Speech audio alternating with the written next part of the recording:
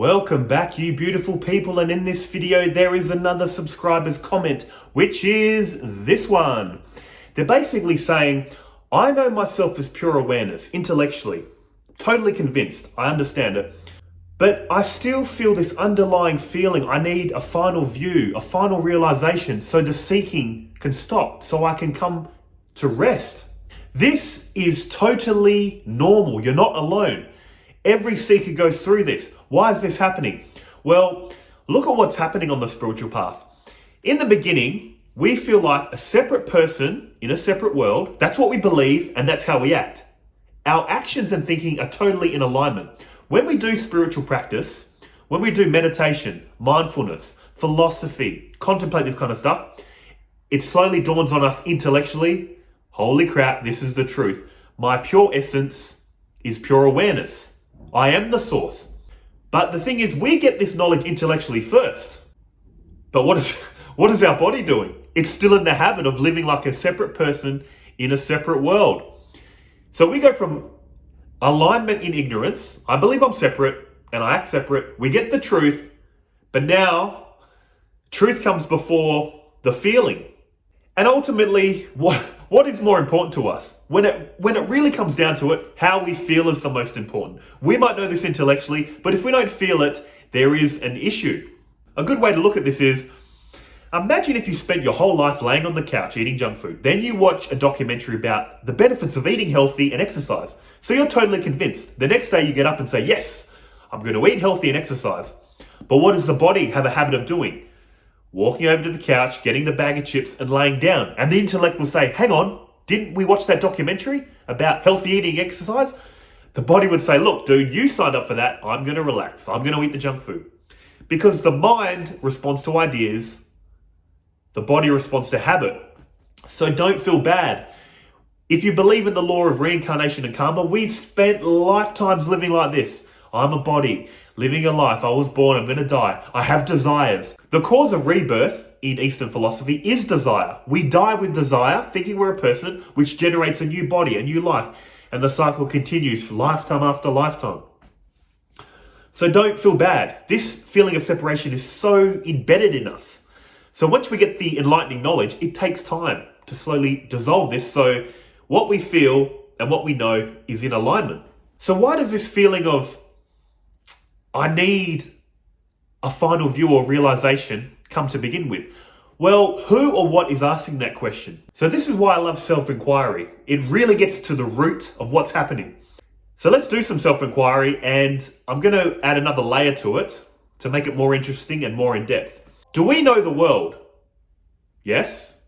How do we know the world? We see the world, hear the world, taste the world, feel the world, smell the world, and think about the world.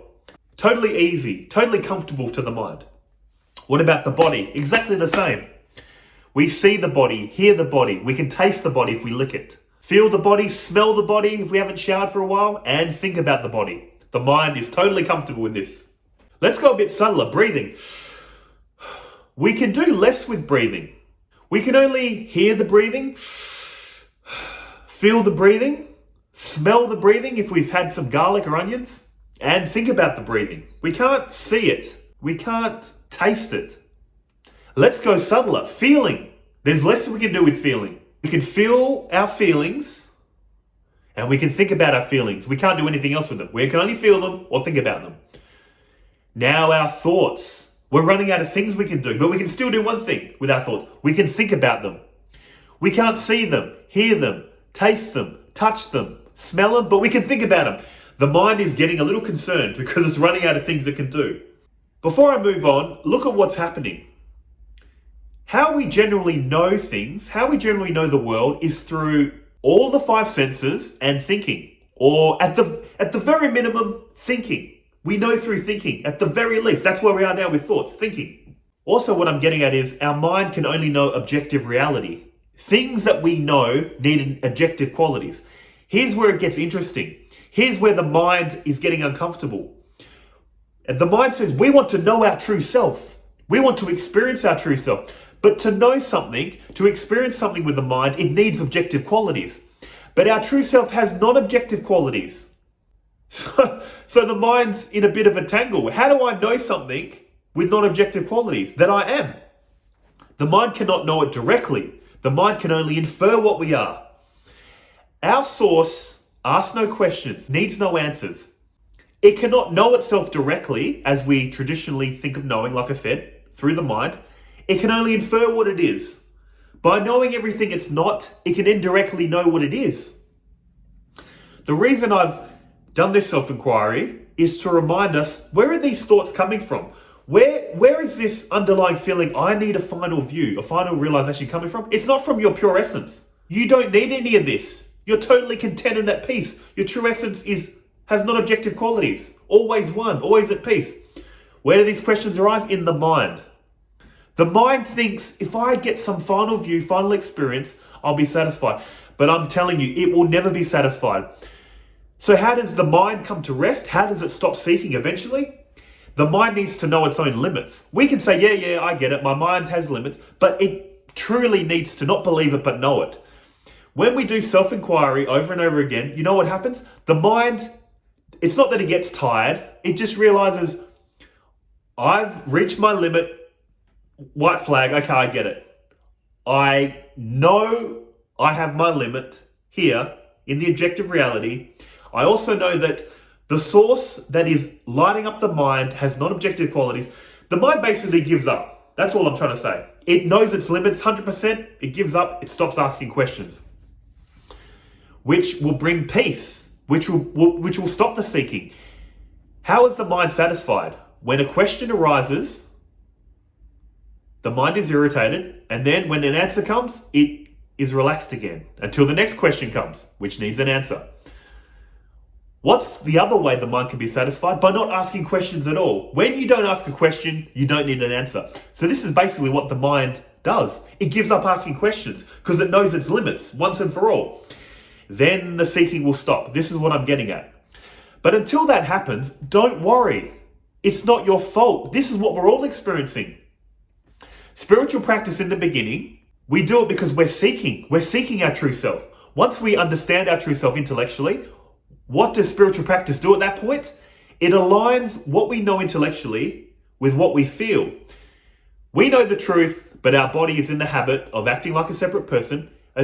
When we keep doing spiritual practice, spiritual philosophy, mindfulness, meditation, all that stuff, slowly it opens us up, our feelings. We open up a bit, closes off. Open up a bit longer, closes off. From what I gather, full-blown enlightenment is once the truth is firmly established in the intellect and the body is in alignment, this is full-blown enlightenment.